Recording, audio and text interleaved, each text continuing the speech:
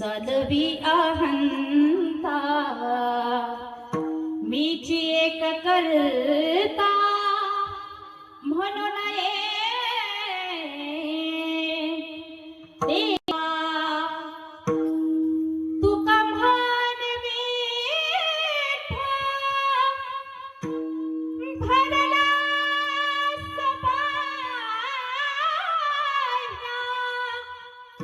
उनका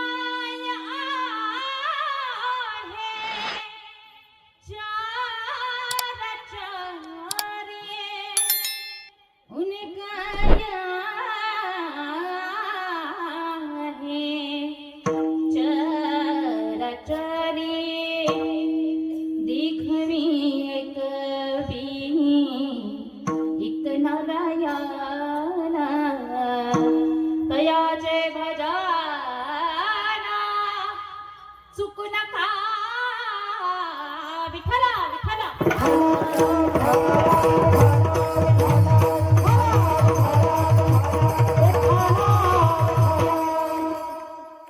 चाले हे शरीर कोणाची असते कोण बोलविते हरिवीणा देखवे ऐकवी एक नारायण तयाचे भजन चुकू नका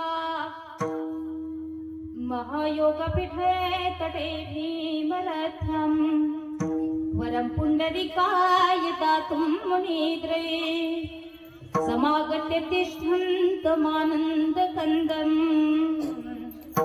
परब्रह्मलिंगं भजे पांडुरंगं पांडुरंग करू प्रथम नमन पांडुरंग करू प्रथम नमन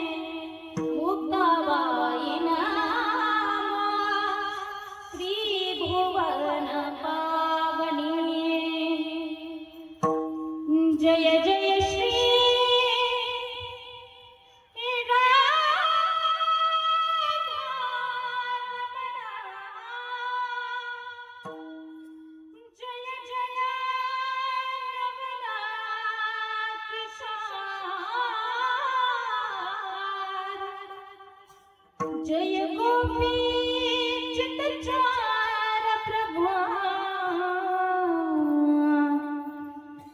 जय जय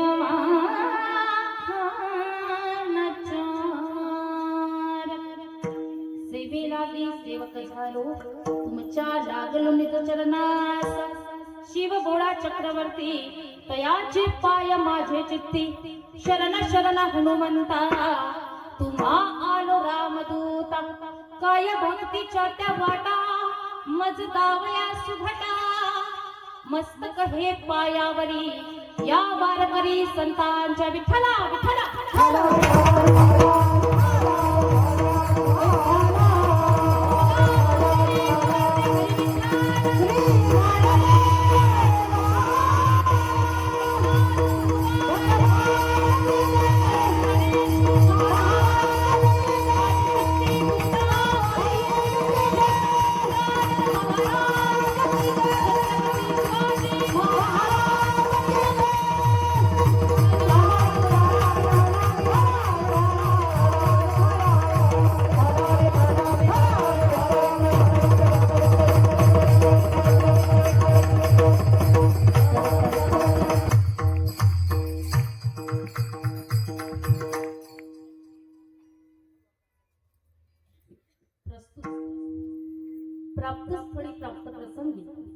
देह अखंड झिजविणारे वैराग्याची महामूर्ती वैराग्याचं ज्वलंत प्रतीक असणारे सदेह वैकुंठाला जाणारे पंचम वेद निर्माते महाराष्ट्राचे भूषण सकल संत भूषण संत सम्राट हृदय सम्राट श्रीमंत जगद्गुरु जगद्वंदनीय तुकाराम महाराज देहूकर आणि यांचा उत्कृष्ट असा 5 चरणांचा हा अभंग असून अगदी छोटासा अगदी सोप्या अर्थाचा बहुतेकांच्या परिचयाचा आणि मानवी देहाचं महत्व प्रतिपादन करणारा असा हा अभंग आहे।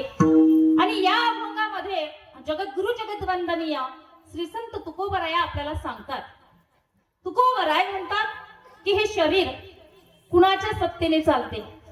अरे हरी विना आपल्याला कोण बोलविता?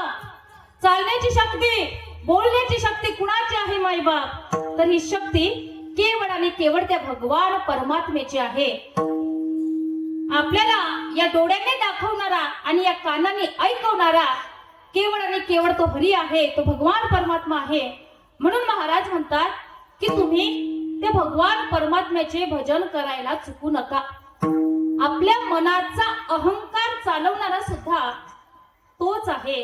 आणि म्हणून महाराज म्हणतात की मी अमुक कर्माचा एक करता आहे बरं का, हे असे म्हणू नये। आणि महाराज म्हणतात की अरे ते वृक्षाची पानं झाडाची पानं ही सुद्धा त्या भगवान परमात्म्याच्या सत्तेशिवाय हलत नाही। मग आपल्याला अहंकार घ्यायला जागा तरी कुठे आहे? आणि तो भगवान परमात्मा सर्व ठिकाणी भरलेला आहे। अरे चराचरात तो आहे, तो सर्व ठिकाणी व्यापून आहे। तो भगवान परमात्मा नाही अशी कुठली जागा आहे? हा झाला अभंगातील थोडक्यात सांगायचं म्हणजे भावार्थ। सेवेला सुरुवात करण्याआधी अल्पसा परिहार द्यायचा तो म्हणजे असा की आपल्या पुण्य पावन असलेल्या चिखली या गावामध्ये सतत 14 वर्ष झाले चालू असलेला आपला हा अखंड हरिनाम संकीर्तन सप्ताह तथा शिव महापुराण कथा आणि ज्यांच्या अमृत तुल्य वाणीतून सतत 4 दिवस झाले बरोबर ना, या कथेचा आपण रसपान करीत आहात अशा माझ्या गुरुस्थानी असलेल्या परम आदरणीय हरिभक्त परायण रेणुकाताई बरं का, यांच्या अमृत तुल्य वाणीतून आपण श्रवण करीत आहात। आणि ताईंनीच मला या ठिकाणी कीर्तना संदर्भात कॉल केला आणि म्हणून तुम्हा सर्व चिखलीवासियांच्या वतीने मौली गुरुदेव सेवा समिती या सर्वांच्या वतीने माझ्याकडे आलेली ही कीर्तन रूपी सेवा आणि तुमच्यासारख्या भाग्यवंतांचं दर्शन मला घडालं, सेवा मला मिळाली, हे मी माझं खरंच या ठिकाणी परमभाग्य समजते। की धन्य मी मानेन आपुले संचित किंवा मग तरी माझ्या दैवा पार नाही। खरंच या ठिकाणी वस्तुस्थितीनं फार सुंदर नियोजन तुम्ही चिखलीवासियांनी केलेलं आहे। एकदा जोरदार टाळ्या तुमच्या सर्वांकरता झाल्या पाहिजे। फार सुंदर वाह। कारण नियोजनाची दृष्टी प्रत्येकालाच असेल माऊली असं नाही। अहो सप्ताहाचं नियोजन करायचं आहे. त्याकरिता मंडप कसा असावा, साऊंड सिस्टीम कशी असावी, गायक वादक कसे असावेत, अगदी वस्तुस्थितीनं हे ज्ञान माऊली गुरुदेव सेवा समितीला आहे, आमच्या ताईंना आहे. फार सुंदर नियोजन झालेलं आहे. आणि मृदंगाचे महामेरू बरं का रोहित महाराज, अतिशय उत्कृष्ट वादन त्यांचं आहे. त्यांच्याकडे आमच्या ताई सुद्धा सुंदर गायन करतात. सुंदर साऊंड सिस्टीम आहे. ऐकणारे श्रोतेही हुशार आहेत. आणि अशा या तयारीच्या वातावरणामध्ये आपण भगवत चिंतन पाहणार आहोत. विठ्ठला विठ्ठला.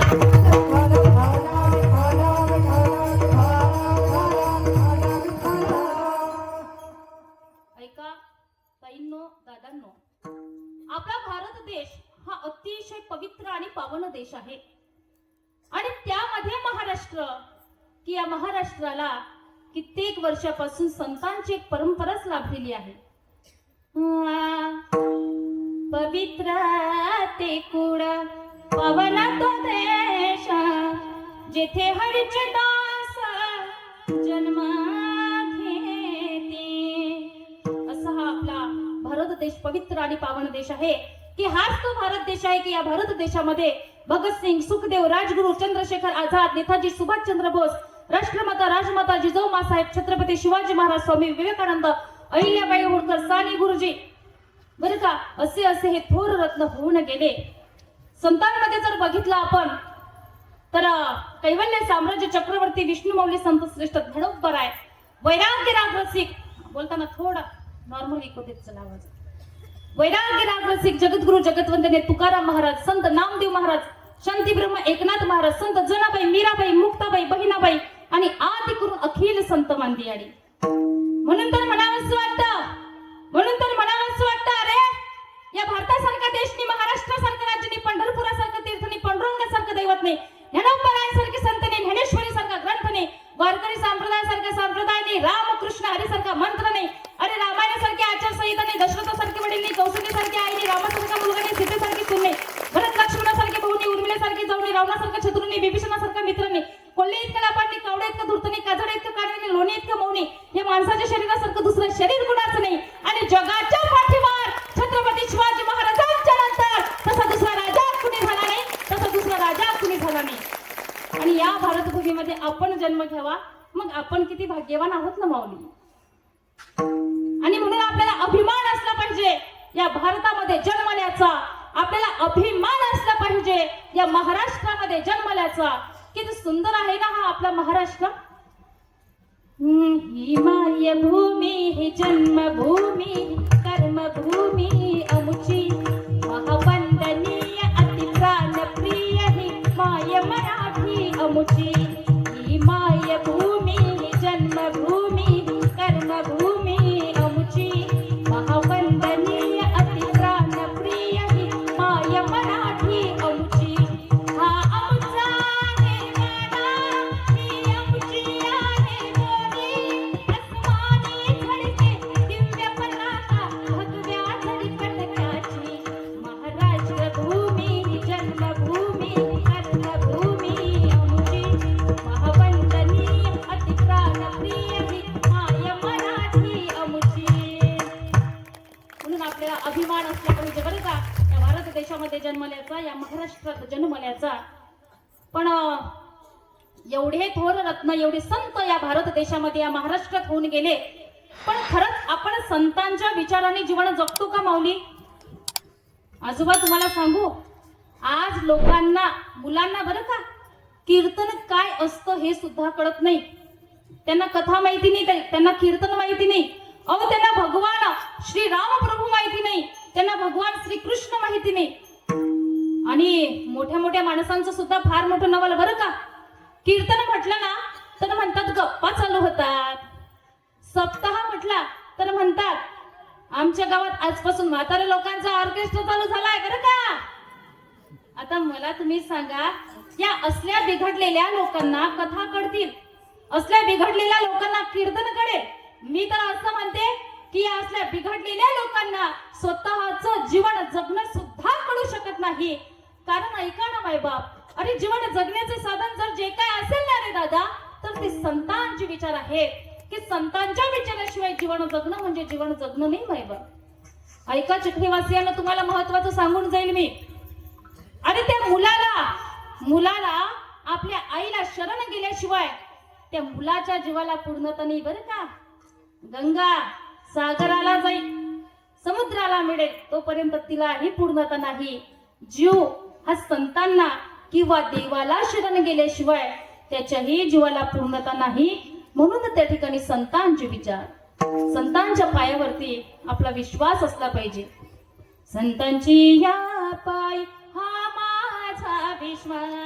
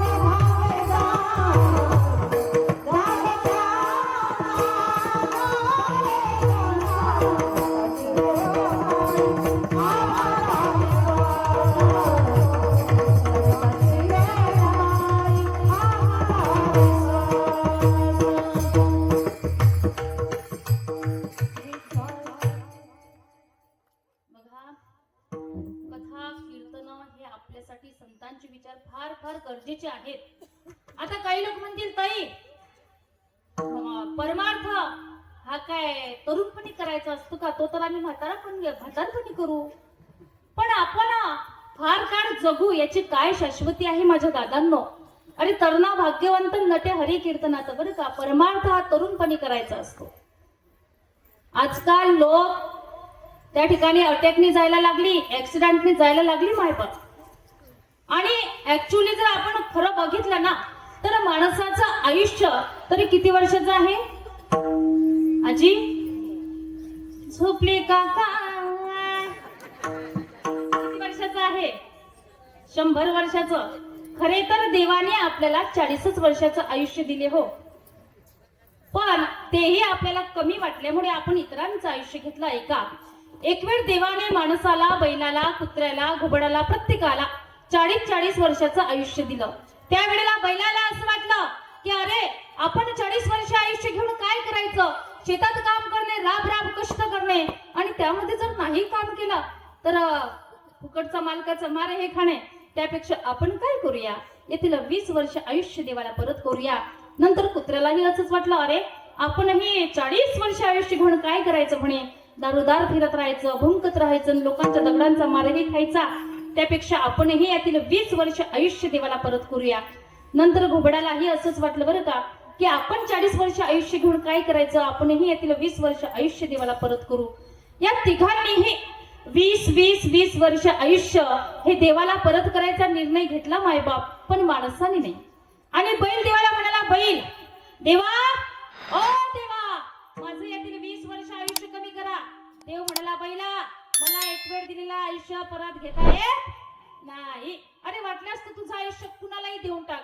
बैल म्हणाला, देवा माझं आयुष्य कोण घेणार? माणूस तिथं बसलेलाच होता. माणूस म्हणाला, अरे मी घेतो.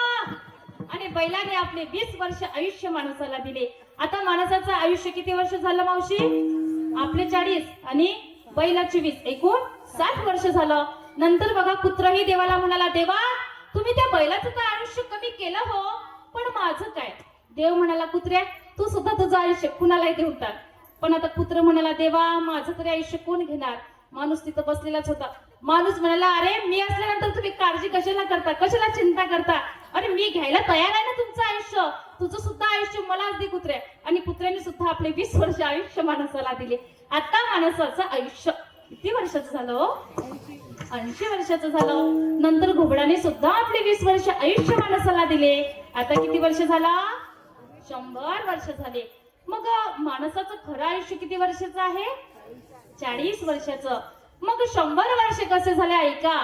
20 वर्ष आयुष्य बैलाचे, 20 वर्ष कुत्र्याचे आणि 20 वर्ष आयुष्य घुबडाचे, असे मिळून झाले 100 वर्ष. आता हे सुरुवातीचे आपले जे माणसाचे 40 वर्षाचं आयुष्य आहे ना, ते संपलं ना की मग कामच काम.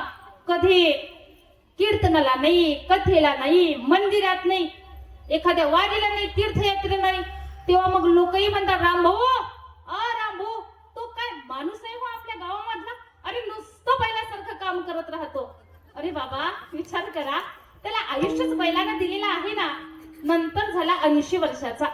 आता घरात जर कुणाला काही म्हणालं, काही बोललं, तर घरचे म्हणतात ओ जरा गप्प बसा. आणि सारखं बोलायला लागलं ना तर स्वतःची पत्नी सुद्धा म्हणते काय सारखं कुत्र्यासारखं भुंकत राहता हो तुम्ही, सारखी बडबड तुमची. आता मला तुम्ही सांगा, आयुष्याच कुत्र्यांना दिलेलं आहे ना. नंतर झाला 100 वर्षाचा. एका कोपऱ्यामध्येच बसतोय. सुनबाई मुलाला म्हणते बंटी रडायचं नाही, ते बघ ते कोपऱ्यात घुबड आहे आणि हे सुद्धा घुबडासारखा आवाज काढतोय. आता मला तुम्ही सांगा, हे असलं आयुष्य तरी काय कामाचं आहे? अरे शास्त्रकार सांगतात की ज्यांच्याकडे विद्या, तप, दान, शील, सत्गुण आणि धर्म आहेत ना रे बाबा, ते जवळजवळ पशु आणि माणसं आहेत. येशनान विद्यान तपन दानम नचडपिशिनो न गुणान धर्मः ते मृत्यू लोके भुवि भारभूता मनुष्य रूपेण मृगच्छरान्ति. ऐका, ज्यांच्याकडे हे 6 गुण नाहीत ना, ते जवळजवळ पशु आणि माणसं आहेत. आणि यांचा जो भार आहे ना, तो या पृथ्वीला होत असतो. कारण यांच्या जीवनात कुठलाच नित्यनेम नाही. आणि जो नित्यनेमाविना अन्न खातो ना रे दादा, ते जवळजवळ पशु आणि माणसं. काही नित्यनेमाविना अन्न खाय तोची श्वान, वाया मनुष्यपणा भार वाहे तुरुषभ. आणि म्हणून अशा या माणसाला संत म्हणतात, बाबा रे तुम्ही आतापर्यंत तुमच्या आयुष्याचं वाटोळं केलं, पण इथून पुढे आता तरी पुढे हाची उपदेश.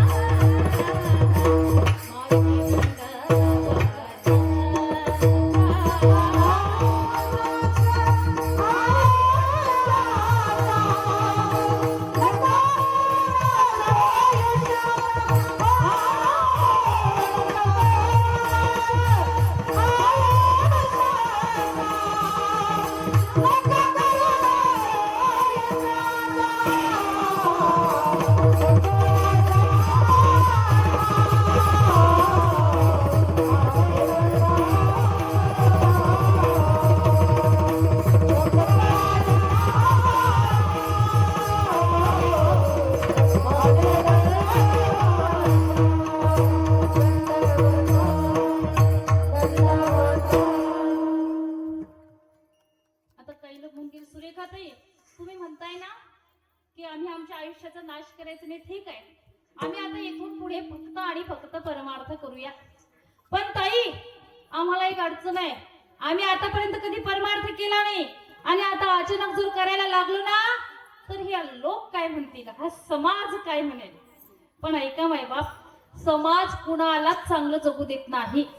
कुणाला म्हणजे लोक तर त्या ठिकाणी दारुड्याला हे नाव ठेवतात मायबाप आणि आमच्यासारख्या महाराज लोकांनाही नाव ठेवतात. बरोबर ना? ते लोकांचं काय घेऊन बसलात.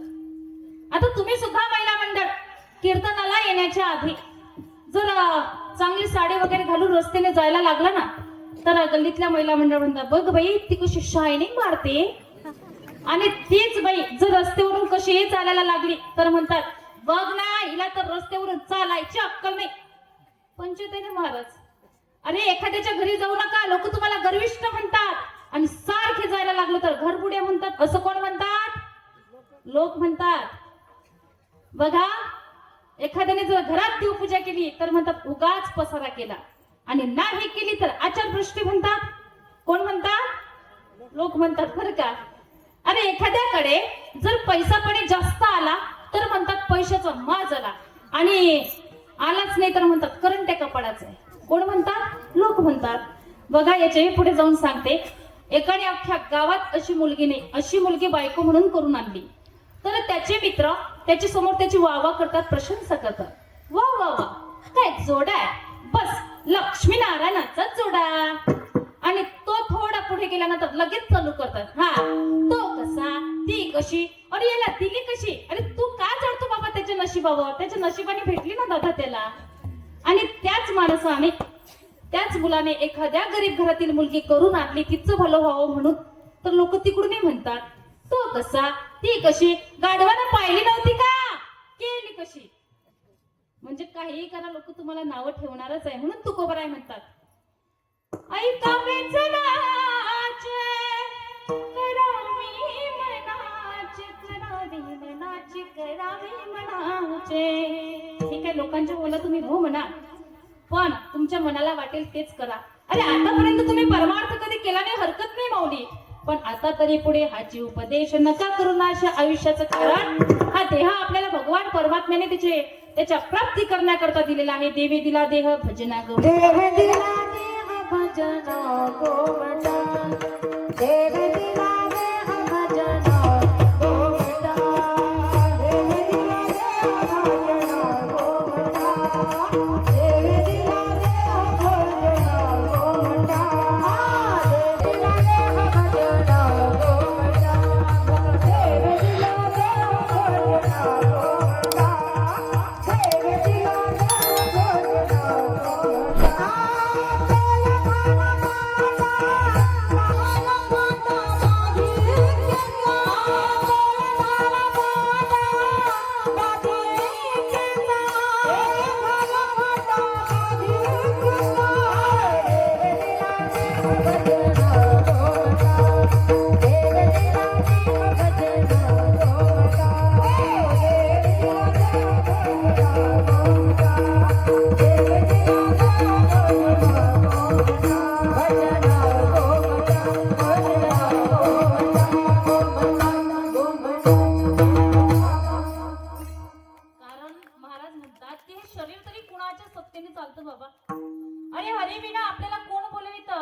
चालण्याची शक्ती, बोलण्याची शक्ती तरी कुणाची आहे, तर महाराज म्हणतात ही शक्ती केवळ आणि केवळ त्या भगवान परमात्म्याची आहे.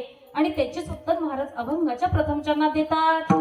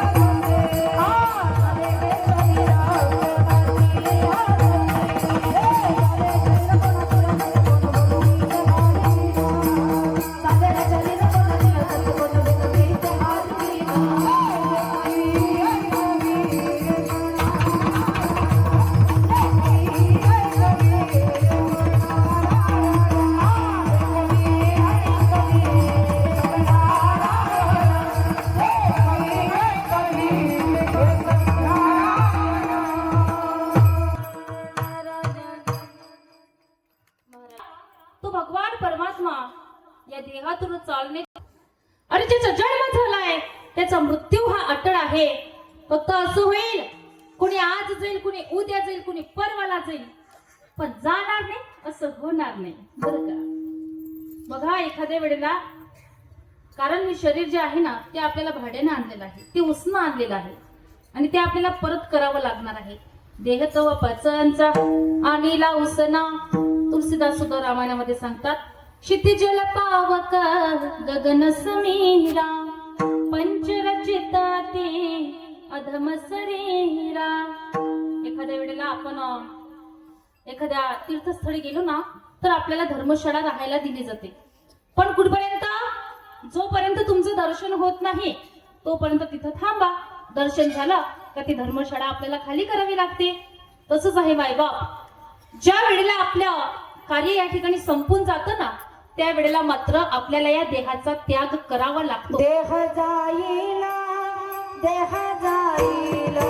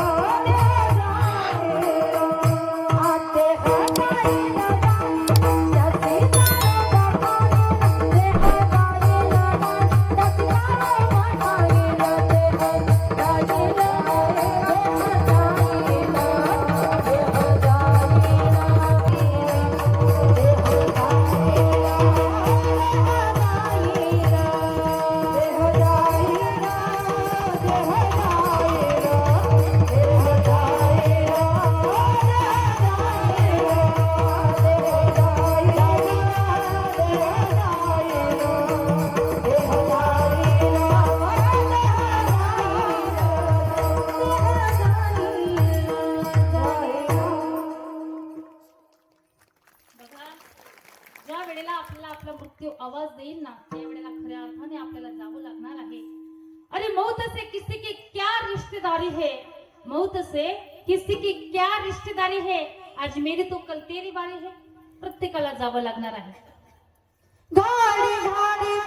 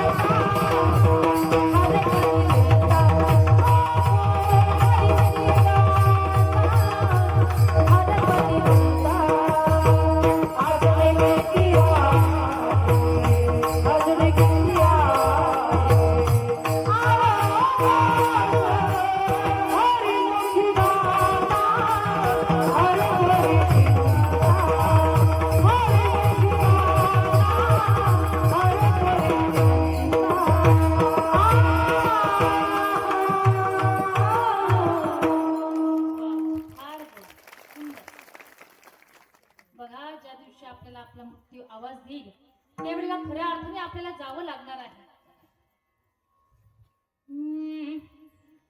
जिंदगी के राये का घर है, एक न एक दिन बदलना पड़ेगा.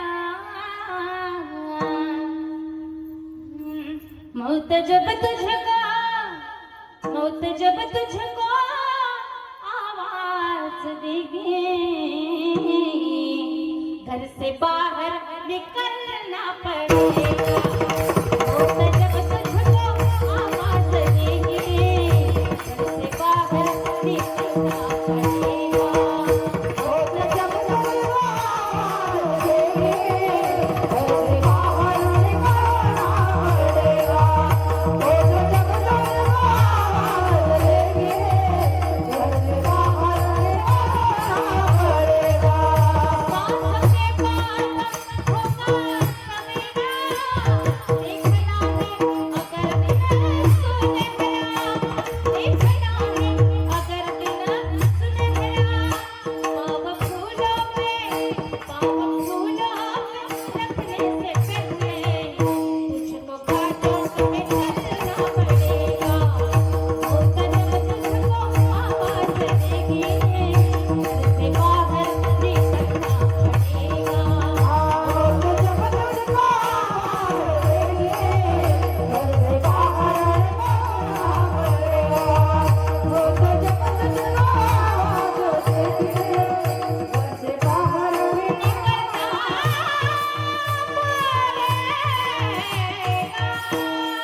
ज्या दिवशी आपल्याला आपला भक्ती आवाज येईल त्यावेळेला खऱ्या अर्थाने जावं लागणार आहे. अरे बशीतला आपण चहा घेतलाय माय बाप कपातला घेऊ काय शाश्वती आहे सांस रुक जाएगी चलते चलते क्षमा बुझ जाएगी चलते चलते दम निकल जाएगा रोशनी का क्या भरोसा है इस जिंदगी का ताईने फार सुंदर प्रमाण दिलं देह जाईल जाईल त्यासी कडबा कडबा खाईल प्रत्येकाला जावं लागणार आहे ऐका बघा एकदा काय झालं मायबाप पंढरपूरला जाणारी बस त्या ठिकाणी डेपो मध्ये लागली आणि ती बस प्रवाशांनी गच्च भरली पण कोणत्या प्रवाशांनी आपण महिला मंडळ हाफ तिकीट गच्च भरली ती बस बरं का मग प्रवासी महिला बसमध्ये बसल्या कंडक्टर बसमध्ये बसला कंडक्टरनी त्या बसची बेल वाजवली ट्रेन ट्रेन ट्रेन ट्रेन तरी ती बस आणखी पुढे धकलीच नाही हो काय कारण असेल तर चालवणारा ड्रायव्हर आहे नंतर ड्रायव्हर त्या बसमध्ये बसला आणि ती बस निघाली अरे जसे की त्या ड्रायव्हर शिवाय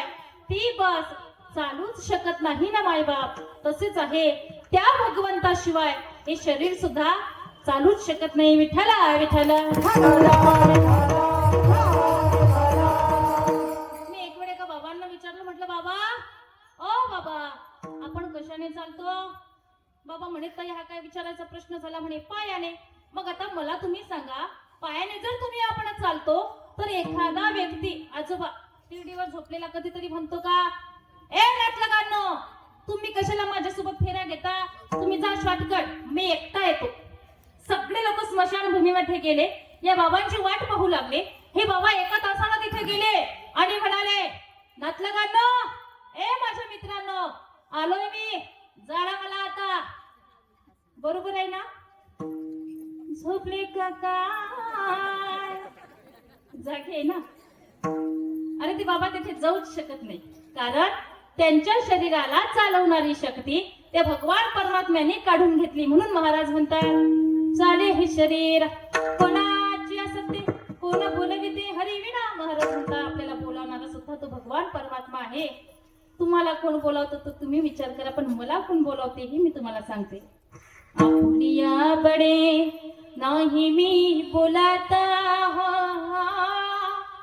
आपुनिया बडे नाही मी बोलाता सखा कृपावंत वाचा त्यांची सणकी मंजुळ बोलत सेवानी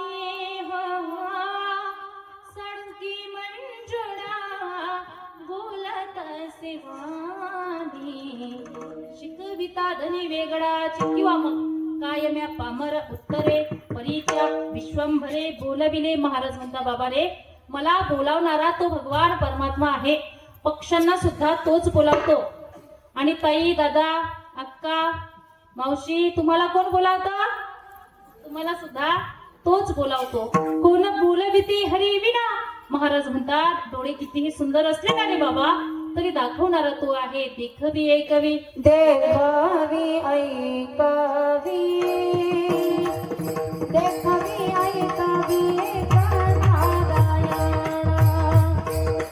देखावी ऐकावी, देखावी ऐकावी एक नारायण. देखावी ऐकावी, देखावी ऐकावी एक नारायण. देखावी ऐकावी, देखावी ऐकावी एक नारायण. दयाचे माझ्या, दयाचे माझ्या, चुकून चुकून देखावी ऐकावी, देखावी ऐकावी एक नारायण. देखावी ऐकावी, देखावी ऐकावी एक नारायण. नारायण एक नारायण. महाराज म्हणतात या डोळ्यांनी दाखवणारा तो भगवान परमात्मा आहे. आणि डोळे कितीही सुंदर असले ना मायबाप, तरी दाखवणारा मात्र तो आहे. आंधळ्या मनुष्याला आरशासमोर उभं केला काय उपयोग आहे? की ज्याप्रमाणे बुद्धिहीन माणसाला शास्त्राचा काही उपयोग होत नाही ना, त्याचप्रमाणे आंधळ्या मनुष्याला आरशाचा उपयोग होत नाही. सुभाषितकार सांगतात, यस्य नास्ति स्वयं प्रज्ञा शास्त्रं तस्य करोति किमा. लोचनाभ्यां विहीनस्य दर्पण किं करिष्यति. आता दाखवणारा जरी तो असला ना, पण आपण काय पाहावं याचाही विचार आहे. काही लोक या डोळ्यांनी चांगलं पाहत नाही आबाजी, फक्त आणि फक्त मोबाईल टीव्ही बघतात. पण या डोळ्यांनी त्या भगवान परमात्म्याला पाहतील असं काही नाही बरं का. डोळे तुम्ही घ्या रे सुखा,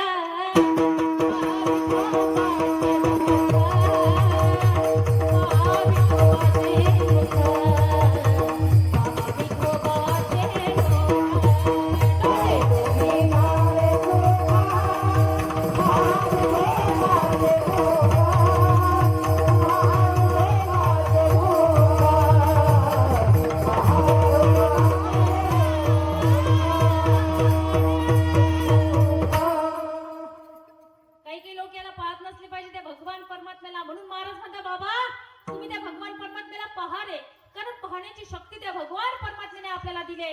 आणि जो अंध जन्माला ना, त्याला विचारा काय रे दादा कसं झालं रे हे, तो सांगेल. अरे काय करू, देवानेच मला आंधळे केले. म्हणून त्या भगवान परमात्म्याला पहा, कारण देखावी ऐकावी ऐकवणारा सुद्धा तो आहे. पण या कानाने आपण काय ऐकावं हे महत्वाचं मायबाप. काही लोक या कानाने चांगलं ऐकत नाही.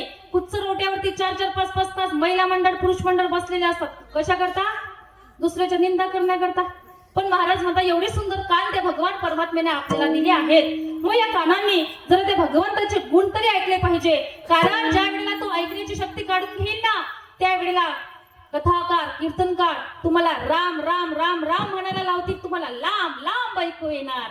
म्हणून खऱ्या अर्थाने तुम्ही ऐका रे कान माझ्या विठोबाचे गुण. कारण ते भगवान परमात्म्याचे आपल्यावरती अनंत असे उपकार आहेत. आणि ज्यांचे उपकार माणसावरती असतात त्यांचे उपकार माणसाने कधी विसरायचे नसतात. भगवान परमात्म्याचे आपल्यावरती उपकार आहेत. म्हणून तयाचे भजन चुकू नका असे महाराज म्हणतात. पण संतांच्या बाबतीत जर आपण विचार केला ना मायबाप, तर संत हे रात्रंदिवस त्या भगवान परमात्म्याच्या नामचिंतनामध्ये मग्न होते. असाच एक प्रसंग गोरोबा काकांच्या जीवनामधला. एक दिवस गोरोबा काकांच्या पत्नीने गोरोबा काकांना सांगितलं की अहो मी नदीवरून पाणी घेऊन येते, तोपर्यंत तुम्ही आपल्या मुलांकडे आपल्या लेकरांकडे लक्ष द्या. कारण आधीच्या काळी जास्त फॅसिलिटीज घरामध्ये उपलब्ध नव्हत्या. दूरवर कोसावर जायचं, नदीवर पाणी घेऊन यायचं, नंतर आपली घरातली कामे आटपायची. गोरोबा काकांची पत्नी निघून गेली मायबाप पाणी आणायला. इकडे गोरोबा काकांचं काम चालू झालं. त्यांचा व्यवसाय असा होता, पाणी माती एकत्र करायचं, त्यापासून चिखल घडवायचा आणि त्या चिखलापासून सुंदर मडकं बनवायचं. पण हे काम चालू असताना गोरोबा काकांचा आत्मा जो होता ना, त्यांचा देह जो होता ना, तो भगवंतापाशी होता. एवढं नामस्मरण, एवढं चिंतन गोरोबा काकांचं चालू झालं, काय सांगावं मायबाप.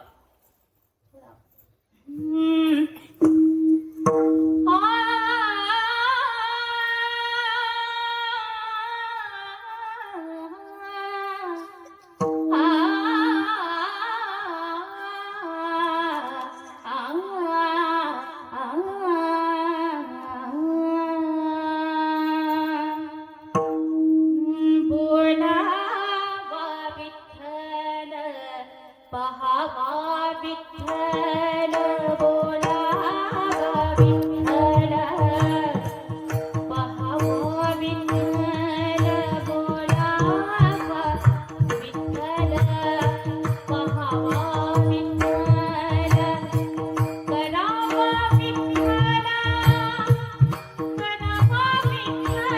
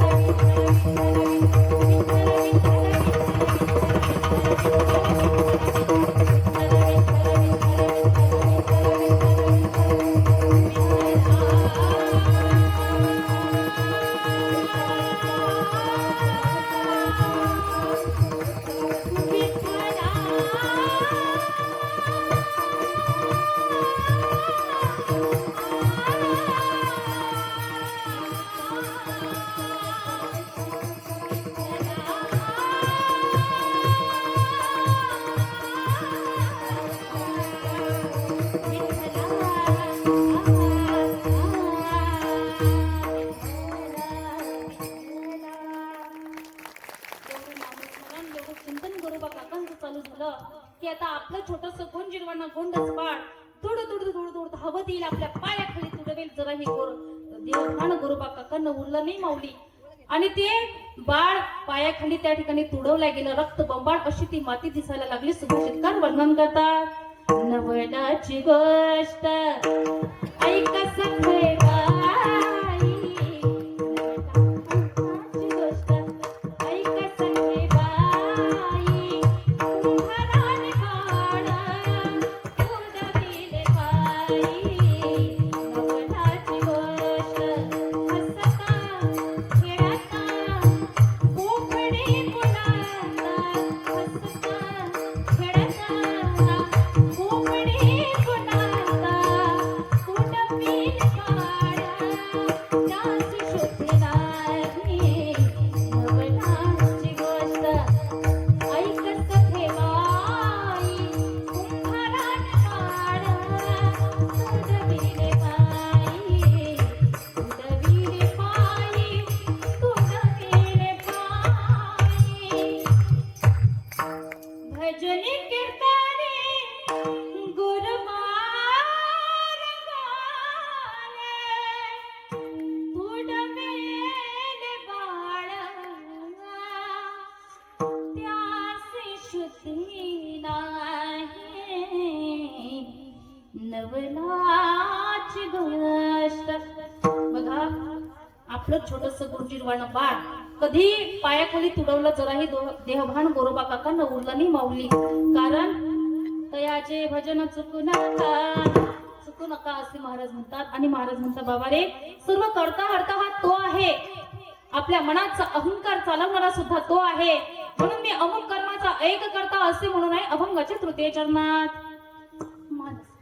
मानसाची अहंता चालवी अहंता मानसाची देवा चालवी अहंता मानसाची देवा चालवी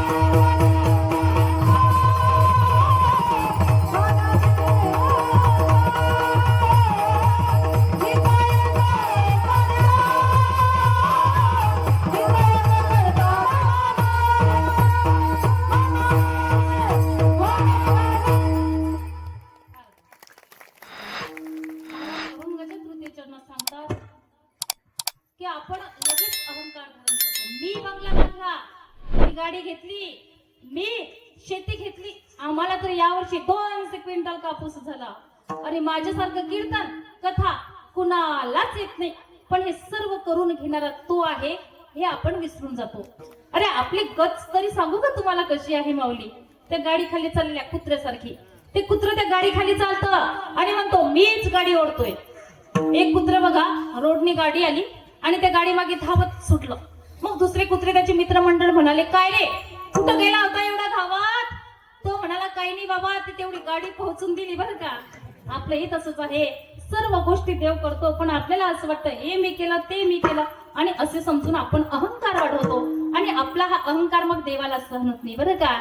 अरे कधीतरी त्या देवाला म्हटलं पाहिजे देवा अरे सर्व करून घेणारा तू आहे, माझं तर फक्त नाव होतंय पण सर्व करता हरता मात्र तू आहे बरं का.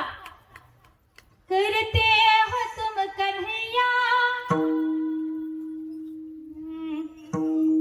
मेरा आपकी कृपा से सब काम हो रहा है. मेरा आपकी दया से सब काम हो रहा है. करते हो तुम कन्हैया, करते हो तुम कन्हैया मेरा नाम हो रहा है.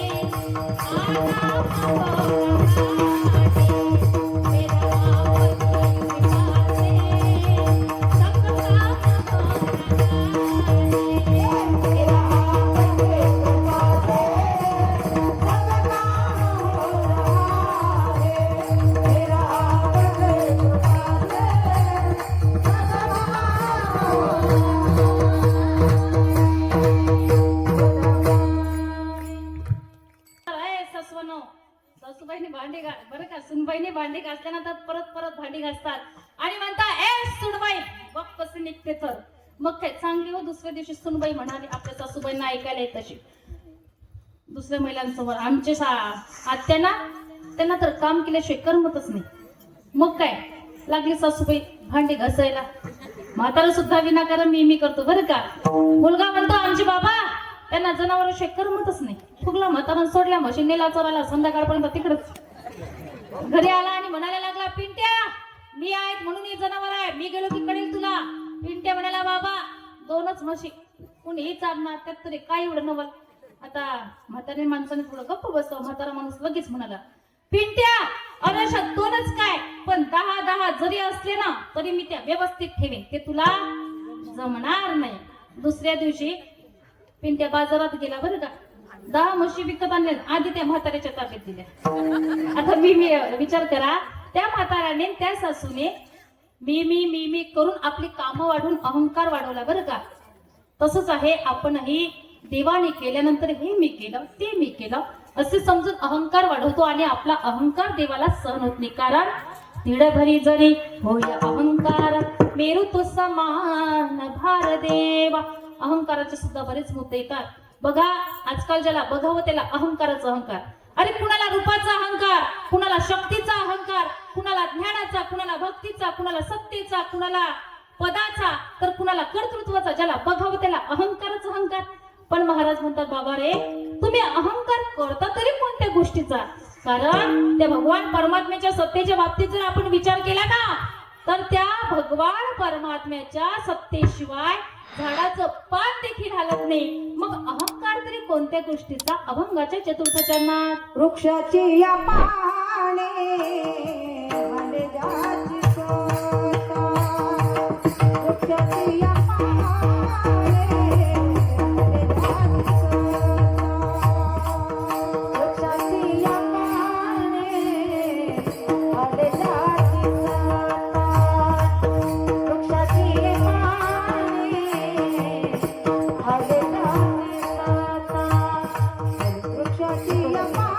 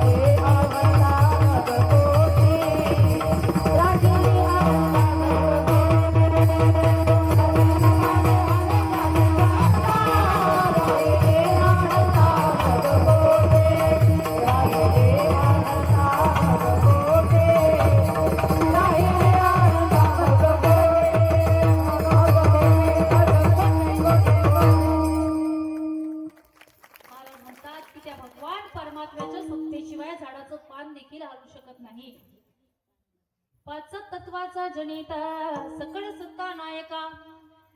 भगवान परमात्म्याला महाराज तर एका ठिकाणी म्हणता अरे देवा तुझ्या हातात काय नाही. काय नाही सत्ता हाती तुझ्या पंढरी नाथा. सत्ता सकळ हाती माझी की बका कुलती.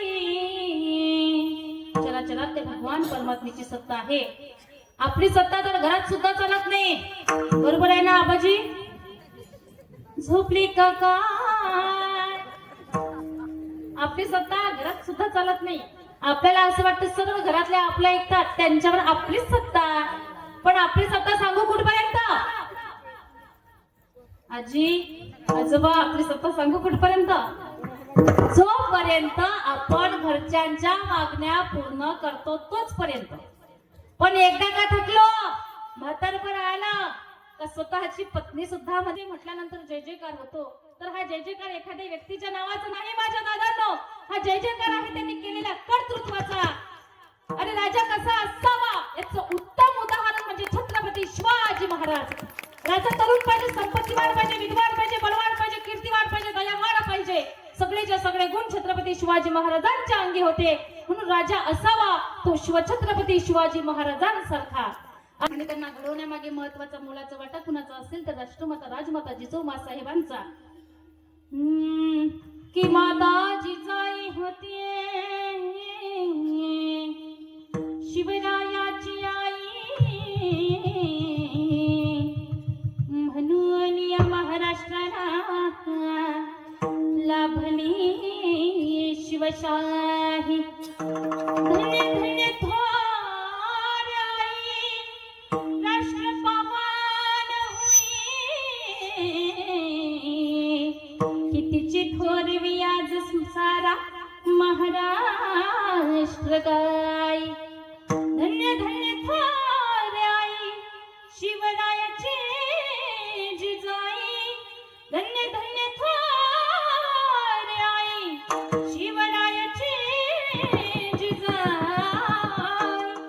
आज पूजित महाराष्ट्र सारा, मुजरा मानाचा मानाचा जिजाई.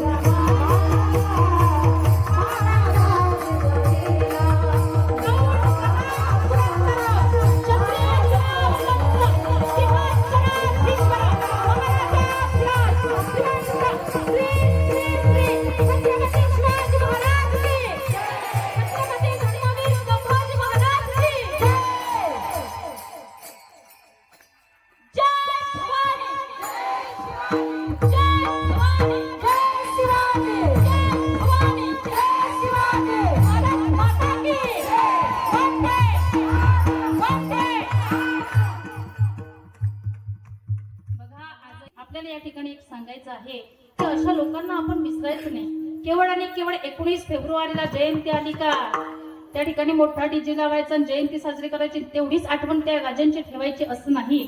वर्षभर आठवणीत राहायचं बरं का. कारण त्यांचे उपकार आपल्यावरती असतात आणि ज्यांचे उपकार आपल्यावरती असतात त्यांचे उपकार हे माणसाने कधी विसरायचे नसतात. महाराज अभंगाच्या चतुर्थ चरणात सांगतात की त्या भगवान परमात्म्याच्या हातात फार मोठी सत्ता आहे. त्यांच्या सत्तेशिवाय सूर्य जागा सोडत नाही, वारा वाहत नाही, काळावर सुद्धा त्यांची सत्ता आहे. एवढंच नाही, त्यांच्या सत्तेशिवाय आपण चालत नाही, पाहत नाही, बोलत नाही, ऐकत नाही. मग काही लोक म्हणाले, महाराज तो देव आहे तरी कुठे, त्यांचं राहायचं ठिकाण आम्हाला सांगा. त्यावेळेला महाराज म्हणतात की तो भगवान परमात्मा सर्व ठिकाणी व्यापून आहे. अरे तो चराचरामध्ये आहे, तो नाही असला असा कुठला पदार्थ आहे? आणि त्याचे उत्तर महाराज अभंगाच्या शेवटच्या चरणात देतात. तुका म्हणे विठो भरला समाया, तुका म्हणे विठो भरला समाया, तुका म्हणे विठो भरला समाया, तुका म्हणे विठो भरला समाया. ओने